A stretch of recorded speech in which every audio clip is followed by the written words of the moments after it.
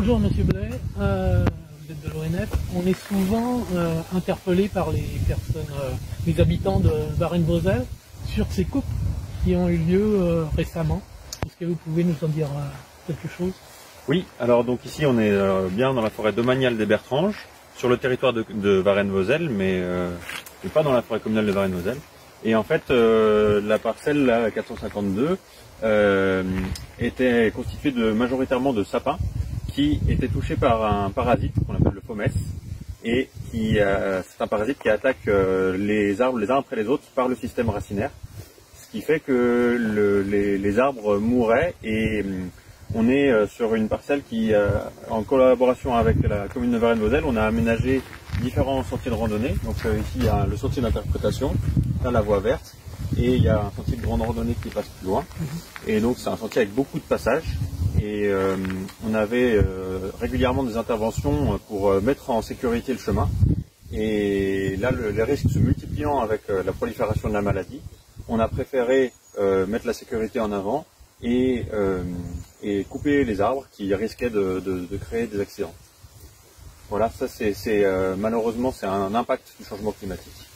Et ce qu'on va sûrement proposer, donc c'est de reboiser ces parcelles-là avec des essences locales, feuillues, mieux adaptées au sol. On a un sol très sableux et qui est assez particulier dans la Nièvre, et avec des essences autochtones. Et tout ce que je peux constater, c'est que les coupes, c'est quand même pas des coupes, ce qu'on appelle des coupes blanches, comme des fois on peut constater.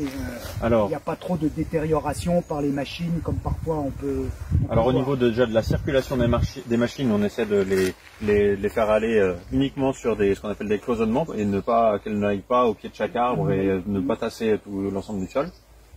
Et ensuite, on a essayé de conserver, même s'il y en a très peu, mais les quelques arbres feuillus qu'il y avait pour faire une légère ambiance forestière. Et les sapins qui étaient plus loin, plus éloignés des sentiers, qui ne posaient pas de risque direct pour les vététistes et les promeneurs, par exemple. Et en quoi cette maladie, cette coupe en fait, qui vous a amené à faire une coupe, cette maladie, elle est due au réchauffement climatique? En quoi quel est le lien en fait? Alors en fait, elle était présente, on va dire peut-être indépendamment du changement climatique, mais le changement climatique affaiblit les arbres et le parasite, le champignon, va se répandre encore plus vite sur les arbres affaiblis. C'est la sécheresse qui les a. C'est la sécheresse. La sécheresse, vu que j'ai dit comme tout à l'heure, on était en terrain sableux, la sécheresse est encore plus forte sur ces terrains-là que dans des terrains limoneux, encore plus, se fait sentir plus rapidement. Et voilà. Donc on va surveiller de près les sapins restants. C'est fort probable que malheureusement eux aussi viennent à dépérir. En quelques semaines, ils peuvent virer du vert au rouge. C'est assez impressionnant quand on y regarde de près. Et dans ce cas-là, on sera amené à nouveau à faire des coupes pour limiter le risque.